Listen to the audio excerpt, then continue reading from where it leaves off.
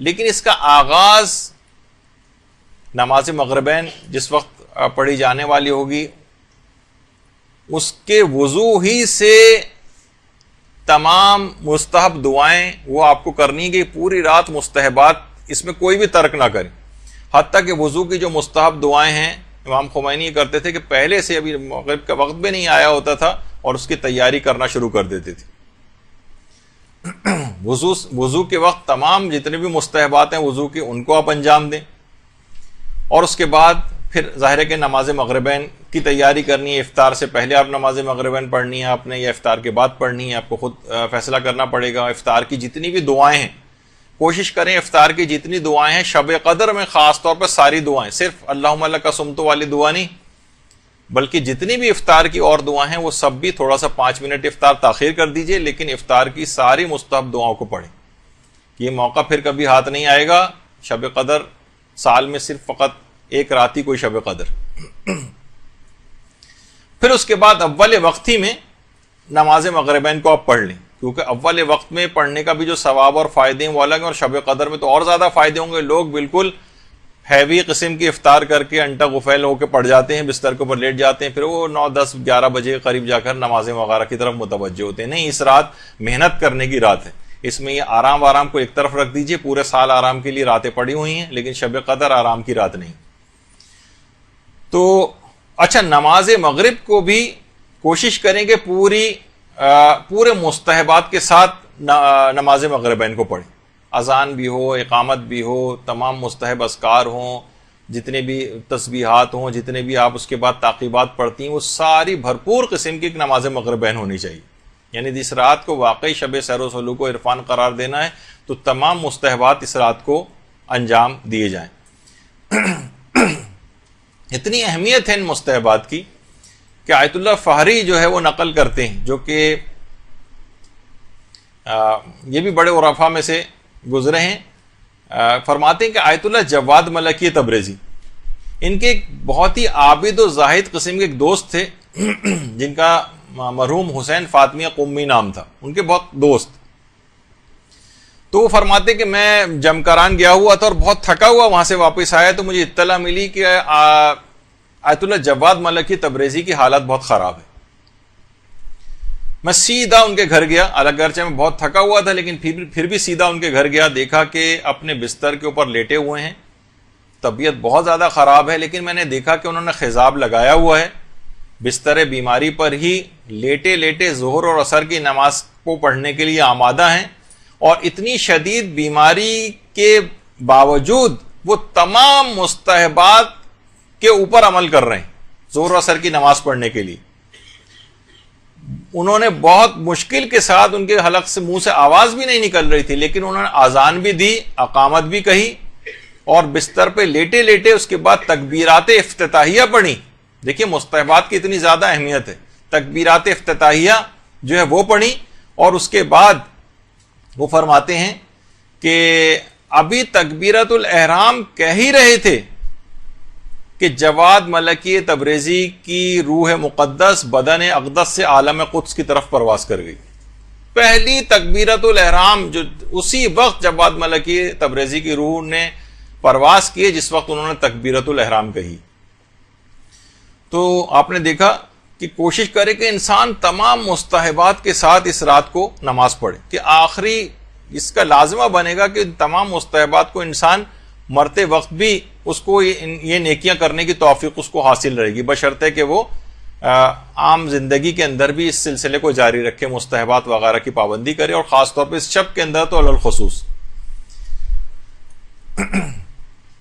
آیت اللہ شیخ حسن علی نخودکی اصفہانی, ان کا بھی کتنی دفعہ تذکر آ چکا ہے کہ اتنی عبادتیں, اتنے علم, اتنے مجاہدے, اتنی ریاضات, اتنی زیارات, حتیٰ کہ ان کے متعلق کہا جاتا ہے کہ اعتکاف کے اندر بہت زیادہ بیٹھا کرتے تھے, مراقبے بھی بہت زیادہ کیا کرتے تھے, اور بہت بڑے ایک روحانی علمی مقام انہوں نے حاصل کیا تھا. یہ خود فرماتے ہیں کہ ان تمام ریاضتوں کے باوجود میں نے یہ روحانی مقام, یہ جو روحانیت حاصل کی ہے, اس کی 2 وجوہات, ایک وجہ تو ابھی آگے چل کر آئے گی لیکن ایک وجہ بھی بتاتا ہوں. وہ یہ فرماتے تھے کہ اس کی ایک بہت بڑی وجہ ہے اخلاص نیت سے سادات کرام اور ذریت حضرت زہرا کی خدمت. میں نے اس سے مقام کو حاصل کیا ہے۔ آیت اللہ شیخ حسن علی نخودکی اصفہانی امام خمینی کے بھی عرفانیات کے اساتذہ کے اندر سے، وہ فرماتے ہیں کہ یہ جو میں نے مقام حاصل کیا ہے یہ اخلاص نیت سے سادات کرام کی خدمت کے ذریعے حاصل کیا ہے۔ یہ رات اس لحاظ سے حضرت زہرا کی رات بھی ہے، حقیقت شب قدر تو حضرت زہرا ہی ہیں، تو ان کی اولاد کی خدمت کا اس رات کوئی عنوان ہو جائے، سادات کی مالی مدد۔ کتنے افراد ایسے ہیں جو کہ اس رات کے لیے کوشش کر کے رکھتے ہیں کہ اسی رات ہی سادات کرام تک ان کی مالی مدد ہو جائے، اسی رات میں خاص طور پر عام زندگی میں بھی اس کو فراموش نہیں کرنا ہے کہ صرف ہم صرف ایک رات ہی کے اندر 150 روپے کسی سادات کو یا آٹے کی تھیلی پکڑا کے سوچیں گے بس اب ہم نے ضروریت حضرت زہرا کا حق ادا کر دیا، اور صرف مالیات کی حد تک یہ معاملہ نہیں، ان کی علمی مدد کرنا، ان کو یہ تمام امر بالمعروف و نہی عن المنکر کرنا، ان کو یہ تمام چیزیں سہولیات پہنچانا، ان کی آخرت کی بھی تو انسان فکر کرے سادات کرام کی۔ آخرت سے مرادی کہ بدعمالیوں کے اندر اگر گھرے ہوئے ہیں تو ان کو اس سے نکالنے کی صحیح اور کوشش کرنا کہ کسی بھی قسم کے عذاب کا شکار جو ہے وہ مرنے کے بعد نہ ہو۔ تو تمام اس امداد کے اندر جو خدمت ہے، جب یہ نہیں کہا کہ صرف میں مالی خدمت کرتا تھا، بلکہ کہا تھا ضروریت حضرت زہرا کی اخلاص کے ساتھ خدمت میں نے کی، اس کے اندر یہ تمام چیزیں بھی شامل ہو جاتی ہیں۔ اور فرماتے ہیں کہ اگر میں یہ اخلاص کے ساتھ یہ خدمت نہ کرتا تو شاید میرے تمام اعمال بے جان اور بے روح رہ جاتے اور میں اس مقام کو کبھی حاصل نہیں کر سکتا۔ اب علماء یہ فرماتے ہیں کہ کتنے افسوس کی بات ہے کہ سادات کرام اپنے اس مقام اور مرتبے کو نہیں پہچانتے، کہ لوگ فقط ان کی خدمت کر کے اتنے بڑے مقام کو حاصل کر رہے ہیں، اور وہ اپنے بدعمالیوں سے کس طرف جا رہے ہیں۔ میں سب سادات کی بات نہیں کر رہا، لیکن اسی معاشرے کے اندر رہتے ہیں اور ان کی بہت ساری باتیں جو ہے وہ نگاہوں کے سامنے آتی ہیں، تو لوگ ان کی خدمت سے اتنے بڑے مقام حاصل کر رہے ہیں، ان سادات کو نہیں پتا کہ ہمارا کتنا مقام اور مرتبہ ہے۔ اور اس حد تک کہ شیخ حسن علی نخودکی اس مستحبات وغیرہ کی اس حد تک پابندی کے حوالے سے میں ذکر کر رہا تھا کہ ان کے خود ایک حسن علی نخودکی کے ایک طبیب تھے، ڈاکٹر شیخ حسن علی خان عاملی، یعنی خود ڈاکٹر تھے، ان کے انڈر ٹریٹمنٹ رہتے تھے وہ، تو ان کو خاص طور پر بلا کر شیخ حسن علی نخودکی نے یہ وصیت کی تھی کہ حالت احتضار میں تم میرے یہ سارے اعمال کروانا، یعنی جب میرا احتضار کی حالت آ جائے تو یہ سارے مستحبات اس کو انجام دینا، مجھے قبلہ رخ کرنا جو کہ واجبات میں سے ہے، تمام جتنے بھی آداب میت ہیں یہ سارے تم میرے انجام دلوانا۔ اور ایک عالم تھے سید مرتضی روئنتن کے نام سے، ان سے کہا تھا کہ تم ہفتے کی صبح کو میرے پاس آنا اور میرے مرنے کے بعد میرے سرہانے بیٹھ کر 1 گھنٹہ تلاوت قرآن کرنا۔ باقاعدہ پوری اپنی موت کی ایسی پلاننگ یہ انسان اپنی زندگی میں بھی کر کے رکھ سکتا ہے، ضروری نہیں کہ اپنی موت کا وقت ہی پتا ہو۔ بہت سے علماء اور عرفا بہرحال اس حقیقت تک کو پا جاتے ہیں کہ انہوں نے کہا کہ ہفتے کی صبح کو آ جانا، میرا انتقال ہو چکا ہوگا، اور اس کے بعد میرے سرہانے بیٹھ کر 1 گھنٹہ تلاوت قرآن کرنی۔ تو وہ آیت اللہ شیخ حسن علی نخودکی اصفہانی فرماتے ہیں کہ انتقال، یعنی لوگ بیان فرماتے ہیں کہ انتقال سے 1 دن پہلے یہ بات کہہ رہے تھے کہ آج شب میں میں نے خواب میں شیخ عباس قمی کو دیکھا، صاحب مفاتیح الجنان، کہ وہ مجھ سے کہہ رہے ہیں کہ اب تم جلد آ جاؤ، عالم برزخ میں تمہارا انتظار ہو رہا ہے۔ اور وہ سمجھ گئے تھے۔ اس کے بعد انہوں نے ہسپتال کے جو میڈیکل سپرنٹینڈنٹ تھا، MS جس کو کہتے ہیں، اس کو بلایا اور کہا کہ میری موت کا وقت نزدیک آ گیا ہے، میرے انتقال کے بعد یہاں پر لوگوں کو بہت زیادہ ازدحام ہو جائے گا، یہاں کے اسٹاف کو بھی بہت مشکل ہوگی، یہاں کے مریضوں کو بھی بہت تکلیف ہوگی، تو تم مجھے ہسپتال سے گھر منتقل کر دو۔ لوگوں کا بھی اتنا خیال کہ ورنہ انسان جو قریب المرگ ہو اس کو اس بات کی کیا پرواہ، مثلا وہ تو اپنا دیکھ رہا ہوتا ہے کہ اس کی اپنی جان بچ جائے وغیرہ، نہیں، کہ میرے مرنے کے بعد یہاں کے لوگوں کو بہت مشکل پیش آئے گی، مریضوں کو اور اسٹاف کو بھی، لوگ اتنے جمع ہو جائیں گے، لہٰذا مجھے اس سے پہلے ہی تم گھر منتقل کر دو۔ تو آیت اللہ شیخ حسن علی نخودکی کی پوری زندگی اسی طریقے سے مستحبات سے عبارت تھی۔ تو آج کی رات خاص طور پر مستحبات کی رات ہے، اور ویسے تو دیکھیے انسان مستحبات کے متعلق شریعت نے بہت زیادہ سختی نہیں کی ہے، لیکن اس رات میں اپنے اوپر سختی ضرور کرنی۔ ویسے تو کہا ہے کہ نہیں سختی مت کرو اپنے اوپر، مستحبات کو دل نہ چاہ رہا ہو تو ترک کر دو، لیکن اس شب قدر کے اندر اپنے آپ کو، اپنے نفس کو مارنا پڑے، نیند آ رہی ہو، تھکن ہو رہی ہو، لیٹنے کو دل چاہ رہا ہو، یہ سب چیزیں آپ کو نہیں کرنی. اور دیکھیے یہ اتنی، اس بات کی اتنی اہمیت، اسلام دیکھیے اس بات کی اتنی پرواہ کرتا ہے بہرحال کہ اگر کسی کا دل نہیں چاہ رہا تو زبردستی تھوپتا نہیں ہے اس کے اوپر. جیسے کہ ملتا ہے نا کہ آیت اللہ علی آغا قاضی کے متعلق ہی جب انہوں نے ایک دستور العمل دیا تھا آیت اللہ سید محمد حسن الہی طباطبائی کو، علماء اپنے لیے دستور العمل لکھواتے تھے کہ ہم کس طرح سے عمل کریں کیا. تو انہوں نے کہا تھا کہ دیکھو میں دستور العمل تمہیں دے رہا ہوں یہ. پھر اس کے بعد جب وہ بزرگی کی طرف چلے گئے تھے آیت اللہ حسن الہی طباطبائی، ان کی تصویر، تو کہا کہ دیکھو تم یہ اس پر خود بھی عمل کر سکتے ہو اور دوسروں کو بھی یہ دستور العمل دے سکتے ہو، کوئی مذائقہ نہیں ہے، لیکن اس بات کا خیال رکھنا کہ کسی کو بھی یہ دو، جب تک طلب صادق نہ دیکھو اس وقت تک یہ دستور العمل کسی کو نہ دینا. یعنی اس میں سچی تڑپ پائی جائے کہ ہاں میں بدلنا چاہتا ہوں، اپنے آپ کو میں عمل کرنا چاہتا ہوں. یہ نہ ہو کہ مثلا غلط مقاصد کے لیے دستور العمل مانگا جا رہا ہو کہ میں یہ چیزیں کچھ کرامتیں حاصل کر لوں، تو مثلا دنیا کو کمانے کا اس کا خیال ہو، یا اس کا دل نہیں چاہ رہا ہو، زبردستی آپ لوگوں کو دستور العمل بیان کر رہے ہوں. فرماتے تھے کہ نہیں، یہ نہ کیا جائے. جس طرح کہا دیکھتے ہیں نا کہ مجالس کے اندر فری کتابیں بھی تبرک کے طور پر ڈسٹریبیوٹ کی جاتی ہیں، کوئی چیز تو لوگ اکثر جیسے دعاؤں کی، تو اکثر لوگ اتنی غیر اہم اس کو سمجھتے، طلب صادق نہیں پائی جاتی، زبردستی پکڑائی جا رہی ہے ان کو. اکثر لوگ وہیں مساجد کے اندر ادھر ادھر کونوں کے اندر رکھ کے چلے جاتے ہیں، ان کو اس بات کی پرواہ نہیں ہوتی کہ یہ اس کو تبرک کے طور پر چیز دی گئی ہے. تو فرماتے تھے، بلکہ ایک چیز اور بھی کہتے تھے کہ ازائے اسرار حرام است، یہ زیر اس کے اندر غلط لگا ہوا ہے. یعنی فرماتے تھے کہ جو رازوں کا ظاہر کرنا یہ ایک لحاظ سے حرام ہے. یعنی جن کے اندر طلب صادق نہیں پائی جاتی تو آپ ان کو بے احترامی نہ کروائیں یہ چیزیں دے کر ان کو. تو یہ بہرحال یہ جو رات ہے اس بات کا اس میں خیال کرنا ہے کہ ہر شخص کو، اکثر یہ مقام پہ یہ بھی دیکھا گیا کہ چھوٹے چھوٹے بچوں کے اوپر بھی بہت زیادہ زبردستی کر کے ان سے عمل، بچوں پہ اتنی زیادہ سختی کی ضرورت نہیں. دیکھیے دیکھا ہوگا آپ نے ڈاکٹر حضرات کو بھی کہ وہ ہر دوا ہر مرض کے افراد کے اعتبار سے اس کی ڈوز بھی الگ ہوتی ہے، کانسٹیٹیوشن بھی مریض کی دیکھی جاتی ہے، باڈی ویٹ کے اعتبار سے بھی دوائیں جو ہے وہ دی جاتی ہیں. تو ہر ایک کو ایک طرح سے وہ نہیں ہونا چاہیے. بہت سے بچوں کو کچھ وقت کے لیے جگائیں، پھر سونے دیں، کچھ عمل کروائیں، کچھ ریلیکس کر دیں، بڑی دعاؤں کی طرف نہ لے جائیں، چھوٹی چھوٹی چیزیں ان سے کروا لیں، ان کا آپ کو اس لحاظ سے خیال کرنا ہے. تو بہرحال اذکار، لیکن اپنے اوپر سختی کریں، اپنے تو ایک ایک لمحے سے کشید کریں. تو خاص طور پر علماء فرماتے ہیں اس رات جب آپ تھوڑا سا لیٹ بھی جائیں، تھکن بھی اگر آپ کو محسوس ہو رہی ہو، تو ہلکے پھلکے طریقے سے آپ کم سے کم جس وقت آرام بھی کر رہے ہیں اس وقت بھی اذکار الہی زبان کے اوپر جاری رہیں شب قدر میں. خاص طور پر جو اذکار کا جو سردار ہے، جس کو لا الہ الا اللہ کا جو کلمہ ہے، کہتے ہیں اس کو تو ہونٹوں کی معمولی سی حرکت دینے کی بھی ضرورت نہیں ہے. اس کلمے کو آپ پڑھ کے دیکھ لیں تو بہت اس میں ہونٹوں کی حرکت کی بھی ضرورت نہیں.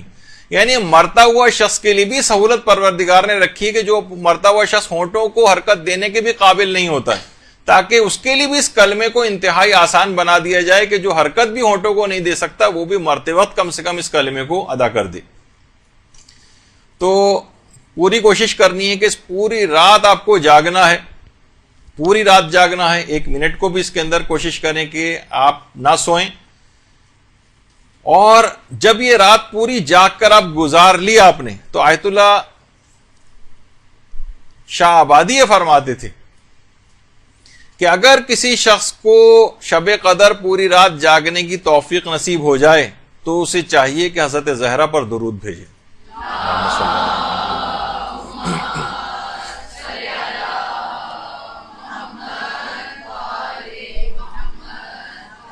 اور اس شب قدر سے ایک پیغام بھی لینا ہے. عام زندگی میں بھی کوشش یہ کریں کہ عبادت کے لیے کوئی ایک حصہ رات کا ضرور جاگ کر گزاریں، چاہے 10 منٹ کا صحیح، 15 منٹ کا صحیح. واجب نماز سے ہٹ کر آدھی رات، ویسے تو لوگ آج کل ویسے ہی 2-2 3-3 بجے سوتے ہیں یا صبح کے قریب جا کر سوتے ہیں، تو کم سے کم اس رات کا کوئی حصہ عبادت کا ضرور اپنے لیے قرار دے دیں.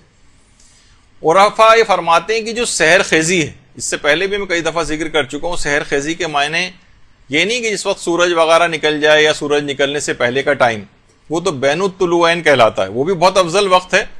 لیکن سحر خیزی اصلاً علماء کہتے ہیں کہ تقریباً نماز فجر سے 2 گھنٹے یا 3 گھنٹے کا سے پہلے کا وقت ہے. یہ بہت ہی سیر و سلوک اور عرفان کے لحاظ سے جو بڑے مقامات کو حاصل کرنا چاہتے ہیں وہ اس موقع پر اٹھ کر سحر خیزی کرتے ہوئے اور عبادت خدا کو اگر انجام دیں تو وہ بہت ہی زیادہ فائدہ مند ہے. حتیٰ کہ علماء فرماتے ہیں سحر خیزی بین الطلوعین سے بھی افضل ہے. بین الطلوعین یعنی صبح صادق سے لے کر جب سورج نکلتا ہے اس کے درمیان کا جو ٹائم ہوتا ہے، یہ بہت اپنے عرفان کو اور اپنے مقامات روحانی کو بلند کرنے کے لیے اس موقع سے بہت زیادہ استفادہ کیا جاتا ہے. لیکن فرماتے ہیں سحر خیزی بین الطلوعین سے بھی افضل ہے کہ جو اس سے پہلے ہوتی. لیکن افسوس اس بات کا ہے کہ وہ فسق و فجور ٹی وی دیکھتے ہوئے سارے وہ جو ہے اس ٹائم کو بھی گزارا جاتا ہے. اچھا، اس پوری رات میں خاص طور پر ایک نقطہ ہرگز فراموش نہ کریں. یہ بہت آپ کو اس رات میں خصوصیت کے ساتھ ایک تاکید ہے کہ اس پوری رات میں ایک بھی گناہ نہیں ہونا چاہیے، ایک بھی. اتنی اپنی مواظبت آپ کو کرنی ہے، اتنا اپنے آپ کو کنٹرول کرنا ہے، اتنا اپنے آپ کو بیلنس کر کے چلنا ہے کہ ایک بھی ایک غیبت کان سے نہ ٹکرائے. کوشش کریں کہ جس طرح لوگ گھروں میں گل مل کے ایک ساتھ بیٹھ جاتے ہیں اور باتیں شروع ہو جاتی ہیں اس جگہ پہ تو ہرگز نہ جائیں. کوئی نہ کوئی غیبت کرنی پڑ جائے گی یا سننی پڑ جائے گی اور آپ دفاع نہیں کر سکیں گے، گناہ لکھا جائے گا. ایک گناہ بھی اس رات کو نہیں ہونا چاہیے. اس لحاظ سے آپ سوچ سکتی ہیں کہ ٹی وی وغیرہ اس میں کتنا خطرناک ہو سکتا ہے. ایک حرام نگاہ، کوئی ایک حرام کلمہ، کوئی ایسی چیز، کوئی ایسا نامناسب منظر اس کے اندر اگر آپ نے آنکھوں سے گزر گیا آپ کی اور اس میں آپ نے توجہ دے دی تو پوری رات کی عبادت ضائع ہو سکتی.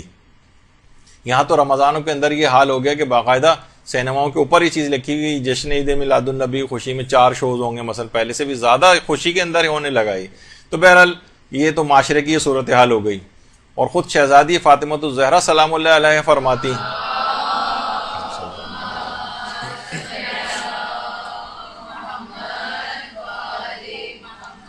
کہ اگر روزے دار کے مثلا یہی اعضاء و جوارے یہ اگر روزے سے نہ ہوں اور ان سے مثلا نافرمانی پروردگار ہوتی رہے تو پھر اس کے روزے کا فائدہ کیا ہوگا. اسی طریقے سے شب قدر کے لیے بھی کہ اس کی شب قدر کے سارے اعمال ضائع ہو جائیں گے اگر کوئی اس میں ایک گناہ بھی کسی نے کر لیا. یہی وجہ ہے کہ آیت اللہ حسن علی نقودکی اصفہانی یہ فرماتے تھے کہ اگر کوئی 40 روز تک بھی ریاضتیں انجام دیتا رہے اور 1 سیکنڈ کو بھی اس میں نمازوں کو اور عبادات کو ترک نہ کرے، لیکن ایک نماز فجر ان 40 دنوں میں فقط ایک دفعہ نماز فجر قضا کر دے تو 40 دن کے اعمال ہباء منصورہ ہو جائیں گے. ریت کے ذرے جس طریقے سے اڑا کے رکھ دیتے ہیں نا اس کو، اس کی مانند بکھر کے رہ جائیں گے، اتنے ضائع ہو جائیں گے اعمال اگر اس نے 40 روز تک مسلسل 1 سیکنڈ کو بھی ناغہ نہیں کی عبادتیں انجام دی اور فقط 1 دن کی نماز فجر قضا کر دی. خود فرماتے تھے کہ میں نے اپنی پوری زندگی میں 1 دفعہ نماز فجر قضا کی تھی، اس کی پاداش میں اگلے دن میرا بیٹے کا انتقال ہو گیا تھا. اور وہ فرماتے تھے کہ اگر ایک رات کو بھی کبھی سمجھانے کے لیے اس قسم کی باتیں ہوتی کہ اگر ایک رات بھی میں نماز شب کو قضا کر دوں تو اگلے دن انتظار کرتا ہوں مصیبتوں کے آنے کا کہ جو میں نے کل نماز شب قضا کی ہے آج اب دیکھیں کون سی مصیبت آتی ہے، اب دیکھیں کون سی مصیبت آتی ہے. وہ فرماتے تھے کہ ایک بھی انسان اگر مکروہ کام کو انجام دے تو اس کی روح تنزلی کا شکار ہو جاتی، یعنی وہ نیچے کی طرف تیزی کے ساتھ سفر شروع کر دیتا ہے. تو حرام کا سوچیے کتنا زیادہ اثر ہوگا. وہ کہتے تھے ایک مستحب کے اعمال انجام دینے کے بعد روح کو جو ترقی ملتی ہے اس کو سوچا نہیں جا سکتا، تو سوچیے واجبات پر عمل آپ کی روح کو کہاں پر لے جائے گا. تو تنزلی جو ہے کہ تمام مکروہات سے انسان اپنے آپ کو بچائے، حرام سے، خاص طور پر شب قدر میں ایک گناہ بھی نہیں ہونا چاہیے. اور شب قدر اس کی ایک برکت پھر ایسی ہوگی کہ ہو سکتا ہے کہ اس رات کو آپ نے اپنے آپ کو گناہوں سے بچا لیا اور ایک گناہ بھی نہیں ہوا تو اس کے اندر 1000 مہینوں سے افضل رات ہے. اور ہو سکتا ہے کہ آئندہ زندگی پورے سال پر یہ آپ کا یہ عمل محیط ہو جائے اور ایسے فرشتے خلق ہو جائیں کہ آپ کو کسی گناہ کی طرف جانے ہی نہ دیں. روایات میں ہے کہ فرشتے بعض اوقات خلق ہو جاتے ہیں اور اس کو ہاتھ پکڑ کر اس کا جو ہے وہ گناہوں سے روکتے ہیں اس کو. تو تو اس قسم کی کوئی صورتحال اس کے ساتھ بھی ہو سکتی ہے.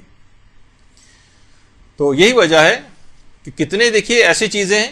حذیفہ یمانی فرماتے کہ پیغمبر نے فرمایا کہ کچھ لوگ قیامت کے دن اس حال میں پیش ہوں گے کہ ان کی نیکیاں پہاڑ کی مانند دکھائی دیں گی، لیکن اللہ ان کی نیکیوں کو غبار بنا کے اڑا دے گا، پھر انہیں دوزخ بھیجا جائے گا. اس وقت سلمان فارسی اٹھے اور کہا کہ اللہ کے رسول ذرا وضاحت فرمائیے کون لوگ ہوں گے؟ تو آپ نے فرمایا وہ لوگ ہوں گے جو نمازیں پڑھتے تھے، روزے رکھتے تھے، تہجد گزار تھے، لیکن عیب یہ تھا کہ جب بھی ان کے سامنے کوئی حرام کام کرنے کا موقع آتا تھا تو فوراً اس میں کود پڑتے تھے اور اس کا ارتکاب کر لیتے تھے. تو یعنی ہمارے سامنے کوئی موقع پیش آیا، فوراً ہم نے ارتکاب کر لیا، کوئی ریزسٹنس ہی نہیں ہے.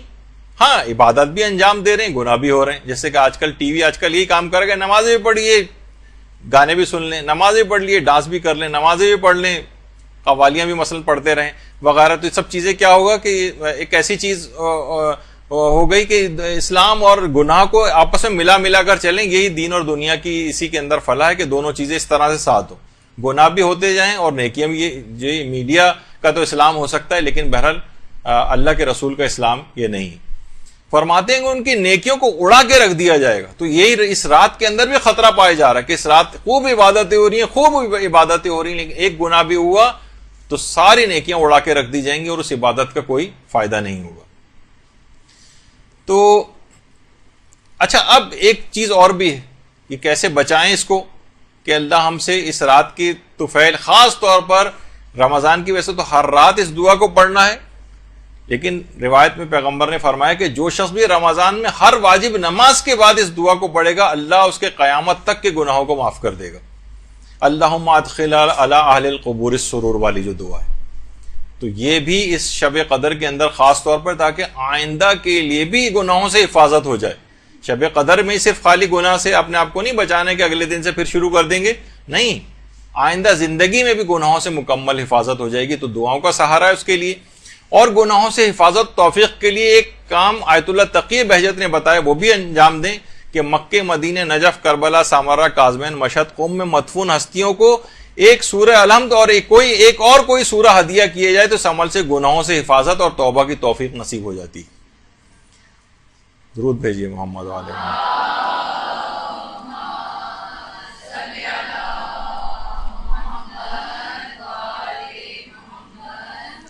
ایک سورہ الحمد اور اس کے ساتھ کوئی ایک سورہ، وہ ان مقدس جگہوں پہ مدفون جو ہستیاں ہیں ان کو آپ ہدیہ کریں تو اس کا فائدہ یہ ہوگا، گناہوں سے حفاظت ہوگی اور توبہ کی توفیق نصیب ہوگی. بہترین عمل ہے اس رات کو کرنے کے حوالے سے تاکہ آئندہ زندگی میں بھی اپنے آپ کو گناہوں سے بچایا جا سکے اور فقط اس رات کی حد تک محدود نہ ہوا جائے کہ اس رات کو کوئی گناہ نہ ہو بلکہ آئندہ زندگی میں بھی نہ ہو. ایک چیز اور بھی علماء نے اس کی تاکید کی ہے، وہ یہ کہ دیکھیے اتنی عظیم رات آپ کو مل رہی ہے، اس پر پروردگار کا جتنا بھی شکر ادا کیا جائے کم ہے. تو اس عظیم رات کے ملنے پر ایک طویل سجدہ شکر انجام دیں.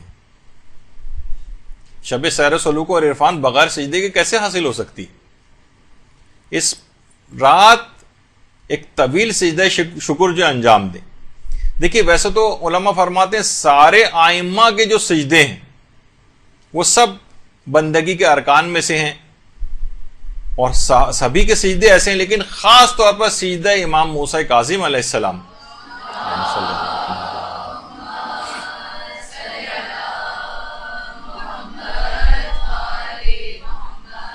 ایک طویل سجدہ انجام دے جس کے اندر اس دعا کو پڑھے، عظم الذنب من عبدک فلیحسن العفو من عندک، کہ تیرے اس بندے کے گناہ بہت عظیم ہیں پروردگار، بہت بڑے بڑے گناہ ہیں، لیکن تو اس بندے کو بخش دے اور تیری بخشش کتنی حسین ہے. تو فرماتے ایک طویل سجدہ شکر انجام دیں اور کوشش کریں کہ اس دعا کو بھی اگر اس کے اندر پڑھ لیں. اور علماء ایک چیز اس دعا کے علاوہ ایک ذکر کو اور فرماتے ہیں اور وہ ہے ذکر یونسیہ کو.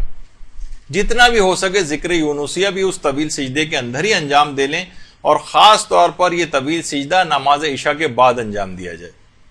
اور یقیناً انسان پہلے تو مغربین کی نماز ہی پڑھے گا، پھر دعا اور اذکار اور دیگر عبادات کی طرف جائے گا. تو طویل سجدہ شکر اور اس کے اندر اگر جب سجدے شکر کرنے ہی جا رہے ہیں تو کیوں نہ اس سجدے کو اختیار کر لیں جس کا پہلے بھی تذکرہ ہوا، جس کو کرنے کی وجہ سے حضرت ابراہیم اس مقام تک پہنچے تھے، جو آیت اللہ عبد الکریم کشمیری نے بیان کیا تھا کہ سجدے میں پیشانی رکھ کر 3 دفعہ کہیں الحمدللہ، پھر پیشانی کا دایاں حصہ رکھیں اور کہیں 3 مرتبہ کہیں شکرن للہ، پھر پیشانی کا بایاں حصہ رکھیں اور 3 دفعہ کہیں استغفر اللہ۔ کہہ رہے ہیں کہ یہی وہ سجدہ ہے جس کو مسلسل انجام دینے سے وہ خلیل خدا کے درجے تک حضرت ابراہیم پہنچے تھے۔ تو سجدہ شکر انجام دیں، اور اس وجہ سے بھی دیکھیے سجدہ شکر کرنا ہے کہ رات آپ کو مل گئی ہے۔ کتنے ہی افراد ایسے ہیں کہ جو پچھلے سال تک ہم آپ کے ساتھ ہوتے تھے اور اس شب قدر کے آنے سے پہلے پہلے وہ قبرستانوں میں جا کر دفن ہو چکے۔ وہ ٹھیک ہے، وہ بھی اللہ کی رضوان الہی کو پا گئے، لیکن آپ کے پاس اور زیادہ وقت آ گیا ہے، آپ زیادہ فیضیاب ہو سکتے ہیں، زیادہ اللہ کی اس نعمتوں سے استفادہ کر سکتے ہیں، اس کی عبادات وغیرہ سے، اور اپنے مقام اور مرتبے کو مزید بڑھانے کی ہمارے پاس گنجائش ہے۔ اور جب یہ علماء فرماتے ہیں کہ اس رات کو جب یہ طویل سجدہ شکر آپ انجام دیں گے تو لئن شکرتم لازیدنکم، جب تم شکر کرو گے تو اس میں مزید اضافہ ہوگا، تو خود بخود اس بات کا لازمہ یہ چیز بنے گی کہ آپ کو اگلی شب قدر حاصل ہو جائے گی، اس کی نعمت اس میں اضافہ ہوگا۔ جب آپ نے اس شب قدر کے حاصل ہونے کے لیے سجدہ شکر انجام دیا ہے تو انشاءاللہ آئندہ زندگی کی بہت ساری شب قدریں آپ کو ملیں گی۔ اس طرح انسان اپنی ایکسٹینشن پہ ایکسٹینشن کرواتا چلا جائے اپنی زندگی میں بھی، وہ بھی ایک طریقہ یہ ہے۔ تو ملا حسین قلی حمدانی جن کا بھی تذکرہ آ رہا تھا، تو ان کے انتقال کے بعد ان کے گھر والوں نے بھی، لوگوں نے آ کر ان کے گھر والوں سے دریافت کیا کہ زیادہ تر اوقات میں اکثر لوگوں کو ہوتا ہے نا کہ ذرا پوچھیں گے کیا کرتے تھے گھر میں، یعنی اتنے بڑے مقام اور مرتبے کو حاصل کیا، تو ان کے گھر والوں نے کہا کہ زیادہ تر ہم شیخ حسین قلی حمدانی کو ہم سجدے کی حالت ہی میں پاتے تھے، اتنے زیادہ سجدے کرتے تھے، تو کم سے کم اس میں ایک طویل سجدہ ہی انجام دے لیا جائے۔ اچھا، اب اس میں اس شب قدر کے اندر 3 سورے کی بڑی تاکید ہے۔ سورہ روم پڑھی جائے گی، سورہ عنکبوت پڑھی جائے گی، اور سورہ حامیم دخان، جس سورہ دخان کہتے ہیں، وہ پڑھی جائے گی۔ یہ مکمل ادب اور احترام کے ساتھ پڑھنا ہے، بہت خشوع و خضوع کے ساتھ پڑھنا ہے۔ ویسے تو آپ دیکھیں قرآن میں اس بات کی اجازت ہے کہ آپ لیٹ کے بھی پڑھ سکتے ہیں، اگرچہ آداب کے خلاف ہے، لیکن بہرحال ہم زیادہ اس لحاظ سے اس کو وہ کرنا کہ پورے اتنے اہتمام کے ساتھ ہر دفعہ انسان تلاوت قرآن کرنے کو کہا جائے تو ایسا نہ ہو کہ تلاوت قرآن ہی گھبرا کر چھوڑ دے۔ تو جس طرح سے بھی ہو تلاوت قرآن کر لو، چلتے پھرتے کر لو، لیٹے لیٹے کر لو، کرتے رہو۔ لیکن اس رات کو جب یہ سورہ آپ پڑھیں اور جو تلاوت قرآن کریں، علماء فرماتے ہیں کہ یہ خاص طور پر آداب کی رعایت کرتے ہوئے پڑھیں تاکہ مکمل فائدے آپ کو اس میں حاصل ہوں۔ جیسے کہ آیت اللہ عبد الکریم کشمیری فرماتے تھے، خاص طور پہ کہتے تھے کہ 1000 مرتبہ سورہ قدر کا پڑھنا بہت ہی معنویت کے لیے اور روحانیت کے لیے بہت مفید ہے اس رات۔ اگر کوئی شخص جیسے بزرگ افراد ہیں، ان کو آپ اس پہ لگا سکتے ہیں، جو اتنی نمازیں نہیں پڑھ سکتے، وہ ایک تسبیح لے کے کم سے کم سورہ قدر ہی پڑھتے رہیں، اور جتنے بھی ہو سکے، جو 1000 کا عدد نہ مکمل کر سکے، جتنا بھی پڑھ سکے سورہ قدر پڑھ لے۔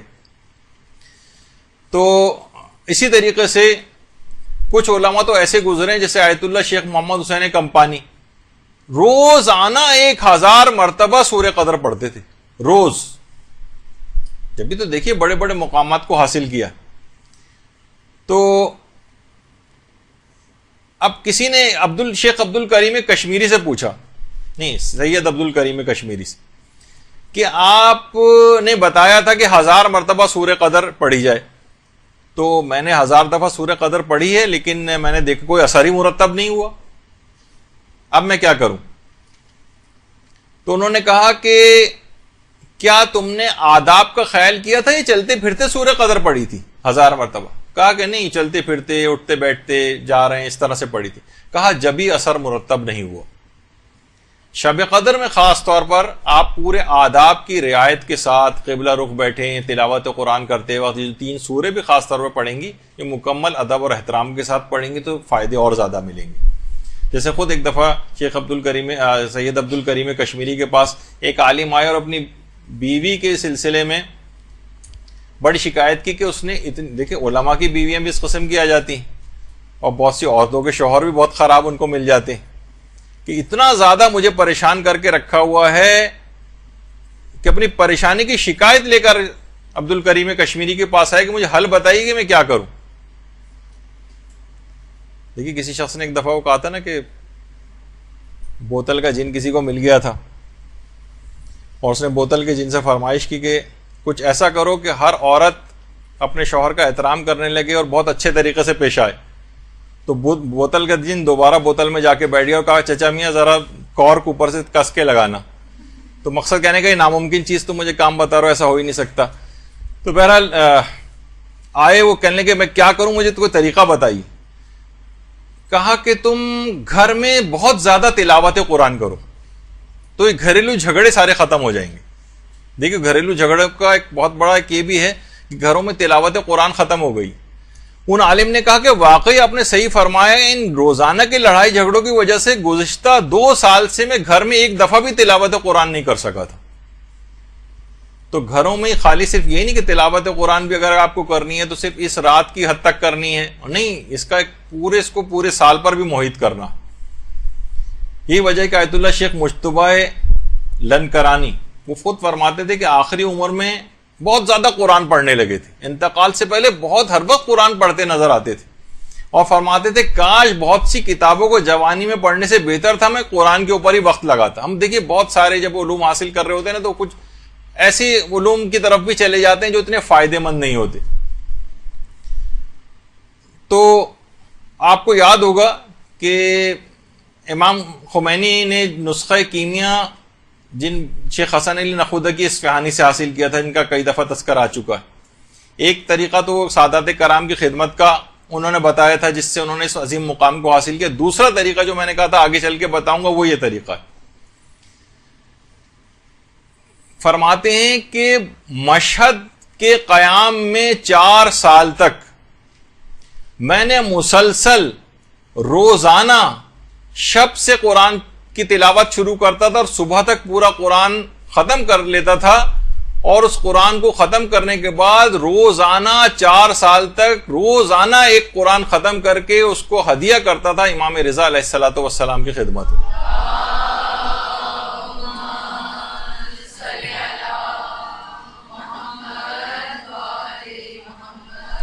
روزانہ ایک قرآن ختم کر کے سوچ سکتے ہیں آپ کہ کتنا زیادہ مشکل کام ہے.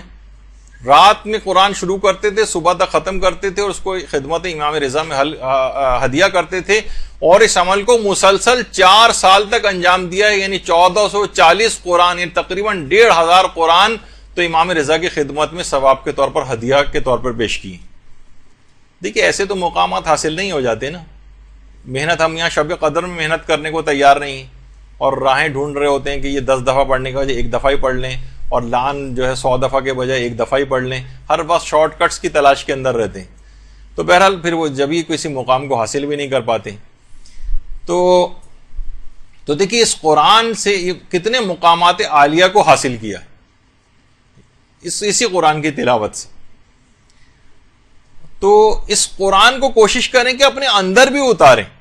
یہی وجہ ہے کہ آیت اللہ حسن زادہ عاملی فرماتے تھے قرآن شب قدر میں نازل ہوا، شب قدر میں قرآن دل میں اتارو گے تو تمہاری ذات کا حصہ بن جائے گا. اگر فقط سر پر رکھو گے تو 5 منٹ بعد یہ الگ ہو جائے گا، تم الگ ہو جاؤ گے. صرف اگر سر کی حد تک، ابھی آپ نے دیکھی تھی نا ایک تصویر، وہ فیشن زدہ ناخن آپ نے دیکھے جس میں وضو بھی ممکن نہیں ہے جس کے اوپر، اور اس میں پھر آپ جو ہے اس قسم کے اعمال انجام دے رہے ہو، تو پھر اس کا مطلب ہے کہ ذات کا حصہ قرآن بنا نہیں، یہ الگ تم الگ. اس کے اوپر عمل کرو قرآن کے اوپر. یہی وجہ ہے کہ آیت اللہ جواد عاملی بھی فرماتے ہیں کہ ہم صرف قرآن کے دیکھیے جلد ہوتی ہے اس کے بوسے لیتے ہیں، ہم قرآن کے صفحات کے بوسے لیتے ہیں کیونکہ ہم سمجھتے ہیں کہ یہ صفحات متبرک ہو چکے ہیں، اور حقیقت ہے. دیکھیے ہم جب بھی حجاز مقدس جاتے ہیں اور وہاں پر خانہ کعبہ، مسجد نبوی وغیرہ جاتے ہیں تو ہمیں تبرکات کو چومنے سے روکا جاتا ہے. آیت اللہ سید عبد الحسین شرف الدین موسوی عاملی، جو کہ کتاب المراجعات جنہوں نے بہت اچھی کتاب لکھی ہے اور مذہب اہل بیت کے نام سے اردو میں ترجمہ ہوئی، فارسی میں المناظرات کے نام سے ترجمہ ہوئی، صاحب المراجعات ہی کہلاتے ہیں۔ اور جب یہ حج پر تشریف لے گئے تھے اور باقاعدہ شاید وہ پہلے عالم دین ہیں گزشتہ کئی سو سالوں کے اندر کہ جنہوں نے مسجد الحرام میں باقاعدہ ان کی امامت میں نماز تک ادا کی گئی، مسجد الحرام میں، عبدالحسین شرف الدین موسوی۔ تو اس زمانے کا جو بادشاہ تھا ملک عبدالعزیز، ان سے ملاقات بھی ہوئی، تو آپ نے بادشاہ کو چمڑے کی جلد میں قرآن کا تحفہ پیش کیا۔ بادشاہ نے اس کو لیا، چوما، پیشانی اس کے اوپر رکھی۔ فوراً آپ نے کہا ہے بادشاہ آپ نے اس کی جلد کا بوسہ کیوں لیا؟ یہ تو بکری کی کھال کا بنا ہوا ہے۔ بادشاہ نے کہا میں نے اس کا بوسہ نہیں لیا بلکہ اس کے اندر جو موجود قرآن ہے اس کی تعظیم میں نے کی۔ تو فوراً آپ نے کہا احسنت، اے بادشاہ ہم شیعہ بھی رسول کی زری کو اسی احترام اور تعظیم کی خاطر ہی بوسہ دیتے ہیں۔ اللہم صلی علی محمد و علی محمد۔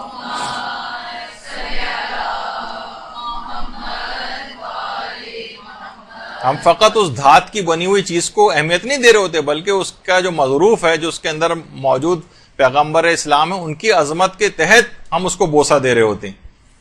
اس موقع پر سب نے نعرہ تکبیر بلند کیا باقاعدہ، اور بادشاہ نے مجبور ہو کر اس سال پیغمبر اسلام کے آثار کو چومنے کی اجازت بھی دیتی تھی، لیکن اس کے بعد جو ولی عہد آیا اس نے باقاعدہ قانون پاس کیا اور اس کے بعد پھر سے پابندی لگا دی گئی، جب بھی وہاں پہ آج کل روکا جاتا ہے۔ تو آیت اللہ جواد عاملی یہ فرماتے ہیں کہ ہم جب قرآن کی جلد کے بوسے لیتے ہیں، ہم قرآن کے صفحات کے بوسے لیتے ہیں، تو یہ جو بے جان اشیاء ہیں، یہ صفحے، یہ جلد، یہ جب حروف قرآن سے متصل ہو کر متبرک ہو جاتے ہیں تو فرماتے ہیں کہ بے جان اشیاء جب متصل ہو کر متبرک ہو رہی ہیں تو کیوں نہ ہم اپنی روح اور جان کو قرآن سے مانوس کر کے متبرک بنا لیں۔ ہم بھی تو اپنی روح کو متبرک بنا سکتے ہیں، ہم بھی تو اپنی جان کو متبرک بنا سکتے ہیں اگر قرآن کے احکام سے اپنے آپ کو متصل کر لیں۔ آپ بھی متبرک ہو سکتے ہیں۔ ہم سوچتے ہیں فقط یہ الفاظ جس صفحے کے اوپر یہ متبرک ہوا ہے، جلد متبرک ہوئی ہے، جزدان متبرک ہو گیا ہے، نہیں، اس طریقے سے بھی متبرک بنایا جا سکتا۔ تو خاص طور پر یہ جو تلاوت ہے، اس رات کو خاص طور پر تلاوت کرنی ہے، اور اب قرآن کو کچھ اہمیت دی جانے لگی ہے۔ مساجد کے اندر بھی قرآن کے حوالے سے پروگرام ہونے لگے ہیں، ایران میں تو پہلے سے ہوتے آ رہے ہیں لیکن ہمارے ہاں بھی اب ماشاءاللہ سے شروع ہو گئے ہیں، اور خاص طور پر قرآن کے حوالے سے مرحومین کو اس رات ضرور یاد رکھا جائے، بلکہ کوشش کریں کہ جتنے بھی اعمال شب قدر جب آپ انجام دینا شروع کریں گی تو اس میں تمام مرحومین کی بھی نیابت کی نیت کر لیں، تمام مرحومین کی نیابت کی، میں یہ ان کی طرف سے بھی تمام اعمال کو انجام دے رہی ہوں۔ دیکھیے کہ جو مرحوم ہو گئے، دیکھیے ایک تو حرموں میں ویسے بھی جو متصل حرموں میں جو ہے نا مختلف قبور ہیں، جہاں کے علماء کی قبور ہیں، اصحاب کی قبور ہیں، مختلف ائمہ کے حرموں میں نظر آتی ہیں۔ جیسے حرم معصومہ قم کے ایک تو اندر بھی ایک لحاظ سے قبرستان ہے جہاں خواتین کو کبھی کبھی جانے کی اجازت دیتے ہیں، کبھی نہیں دیتے ہیں، ان کی قبور تک مختلف مراجع کی قبور بھی ہیں۔ تو حرم کے اندر بھی قبریں ہیں، اور اس سے تھوڑا سا باہر نکل کر ہی دروازے کے باہر آیت اللہ بروجردی کی قبر بھی آپ نے دیکھی ہوگی جو لوگ وہاں گئے ہیں۔ اسی طریقے سے حرم امام رضا ہے، وہاں پر بھی بڑے بڑے علماء کی قبور ہیں، نجف میں بھی ہیں۔ تو معصومہ قوم کے حرم میں بھی قبور ہے، اور حرم سے باہر جب نکل جاتے ہیں تو ایک قبرستان شیخان ہے جہاں کپڑے کی وغیرہ کی دکانیں ہیں، مارکیٹس وغیرہ بنی ہوئی ہیں۔ یہ انتہائی نورانی اور بابرکت مقام ہے۔ جس طریقے سے نجف میں علی آقا قاضی کی قبر پہ کوئی نہیں جاتا، اس طرح قبرستان شیخہ میں بھی لوگ سامنے سے گزرتے ہیں زائرین، وہیں سامنے ہوٹلوں میں رہائش پذیر ہیں لیکن قبرستان شیخان میں کبھی نہیں جاتے نظر آتے۔ اور کتنے بڑے بڑے علماء اور شہداء اور اصحاب امام اس قبرستان کے اندر دفن، بالکل متصل۔ زکریا ابن آدم، چھٹے 7ویں 8ویں امام کے صحابی، اور امام خود کہتے تھے جس کو کوئی مسئلہ پیش آتا تھا کہ میں آ نہیں سکتا، کہا زکریا ابن آدم سے جا کر پوچھو. اور اس کے علاوہ زکریا ابن ادریس اور ابن قولویہ کی قبر بھی وہاں قریب ہی ہے، اس سے متصل ہی ہے. جواد ملکی تبریزی کی قبر وہاں پر ہے، کتنے جن کا بھی ذکر ہو رہا تھا. رہبر معظم بھی جب بھی جاتے ہیں جواد ملکی تبریزی کی قبر پہ ضرور جاتے ہیں. اس کے علاوہ مرحوم حید جی، یہ خود عرفا میں سے ہیں. موت اختیاری کے حوالے سے ان کا واقعہ تھا، جو کہ اب اتنا وقت نہیں ہے کہ اس کو پڑھا جائے. تو طالب علموں کے لحاظ سے اور جو زائرین ہیں اور مومنین کو اس قبرستان میں ضرور جانا چاہیے. تو اپنے تمام بلکہ کہا جاتا ہے کہ یہ جو معصومہ قوم کا جو حرم ہے اس سے جو متصل جو قبریں ہیں وہ، اس کے بعد پورے قم میں قبرستان شیخاں سے بڑھ کر کوئی بھی بابرکت مقام نہیں. یعنی معصومہ کے حرم کے علاوہ جو سب سے بابرکت مقام قم کے اندر ہے وہ قبرستان شیخان. تو آپ خود سوچیں کہ یہ کتنا لیکن لوگ عام طور پر نہیں جاتے ہیں وہاں پر. اسی طریقے سے امام رضا کے روضے کے احاطے میں بھی شیخ حسن علی نخودکی اصفہانی کی قبر بھی. اتنے بڑے مقام کو حاصل کرنے کے بعد بھی آج بھی شیخ حسن علی نخودکی اصفہانی، یعنی ویسے تمام مرحومین کا یہ سلسلہ ہے، وہ اب بھی تلاوت قرآن کے ثواب کو ہدیے کے طور پر فرمائش کرتے ہیں. باقاعدہ فرمائش کہ تلاوت قرآن کا ہدیہ ان کو کیا جائے. تو اس رات کو ان کو کیسے فراموش کیا جائے گا؟ کربلائی رضا کرمانی جو کہ اس زمانے میں آستان قدس رضوی کے مؤذن تھے، کہہ رہے ہیں کہ میں شیخ کی وفات کے بعد، شیخ حسن علی نخودکی کی وفات کے بعد روزانہ بین الطلوعین ان کی قبر پر فاتحہ خوانی کے لیے جاتا تھا. کہہ رہے ہیں ایک دن میں نے خواب میں دیکھا کہ شیخ خواب میں آئے ہیں میرے اور آ کر کہہ رہے ہیں کہ تم روزانہ میری قبر پر فاتحہ خوانی کے لیے آتے ہو، لیکن تم میرے لیے سورہ یاسین اور سورہ طٰہٰ کیوں نہیں پڑھتے ہو؟ سورہ یاسین اور سورہ طٰہٰ. شیخ حسن علی جیسا عارف کامل وہ فرمائش کر رہا ہے 2 سوروں کی. یعنی اتنے بابرکت سورے ہیں یہ، مرحومین کو اتنا فائدہ پہنچانے والے ہیں کہ سورہ فاتحہ کے ثواب ملنے کے باوجود بھی فرمائش کر رہے ہیں کہ تم یہ 2 سورے کیوں نہیں پڑھتے ہو. کہہ رہے ہیں اس جملے کو شیخ حسن علی نے خواب میں 3 مرتبہ جو اسی جملے کی تکرار کی. تو میں نے کہا کہ انشاءاللہ میں ضرور پڑھوں گا. کہہ رہے ہیں میں بیدار ہوا تو ایک چیز دیکھ کر محسوس کر کے حیران رہ گیا کہ یہ دونوں سورے مجھے حفظ ہو چکے تھے.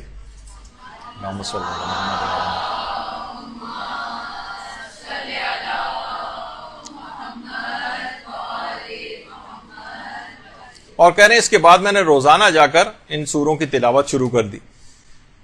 تو آپ نے دیکھا کہ بہرحال آج کی رات مرحومین اس طرح سے آپ کی تلاوت قرآن کے ثواب کا بھی انتظار کریں گے. اور یقیناً یہ 2 سورے اگر پڑھنے کے بعد کسی کے پاس وقت ہو تو اس سورہ یاسین اور سورہ طٰہٰ کو اپنے مرحومین کے لیے ضرور تلاوت کریں. دیکھیے عبادت میں بہرحال محنت تو کرنی. آپ سوچ رہے ہوں گے کہ کتنے زیادہ تو یہ چیزیں آتی جا رہی ہیں، اس کا وقت اتنا کہاں ہوگا. اللہ انشاءاللہ برکت اس میں پیدا کرے گا، وقت بھی نکلے گا. تو یہی وجہ ہے کہ آیت اللہ تقی بہجت کہتے تھے کہ زمانہ غیبت میں جو عبادات کرنے کا ثواب ہے زمانہ ظہور سے زیادہ ہے. یعنی اس میں جو اگر آپ نے محنت کر لی تو اس کا ثواب زمانہ ظہور امام، یعنی جب امام ظہور کر جائیں گے اس وقت کی عبادت سے زیادہ ثواب آج کل کے دور میں عبادت کا ہے. اچھا، اس رات کے لیے پیغمبر تو کہہ چکے ہیں کہ شب قدر میں کسی نے پوچھا پیغمبر سے کیا مانگے، تو آپ نے کہا تم صحت اور عافیت مانگو. صحت انسان کے نہیں ہوتی تو تمام عبادات کی انجام دہی سے بھی رہ جاتا ہے. تو علماء فرماتے ہیں خاص طور پر بیمار حضرات اس رات کو دعائے مشلول بیماری کے لیے ضرور پڑھیں، یا ان کے لواحقین یا ان کے جو گھر والے ہیں وہ اپنے بیماروں کے لیے دعائے مشلول، کہ اس میں اعظم اس کے اندر ہے، اس دعا کے اندر، اور یہ بہت مجرب ہے. تو بیماروں کے لیے علی الخصوص اگر کوئی دعائے مشلول پڑھے تو شب قدر کے اندر بہت فائدہ ہے. اچھا، ایک چیز اور بھی ہے، آج کل لوگ ایک چیز کی بہت زیادہ سوالات کرتے دیکھے جا رہے ہیں کہ دل کو ہمارے سکون نہیں ملتا ہے. دل سے جیسے سکون غائب ہو گیا، دل میں ہر وقت دھڑکے لگے رہتے ہیں، یعنی بظاہر لوگوں کے مالی حالات اچھے ہوئے لیکن سکون غارت ہو گیا.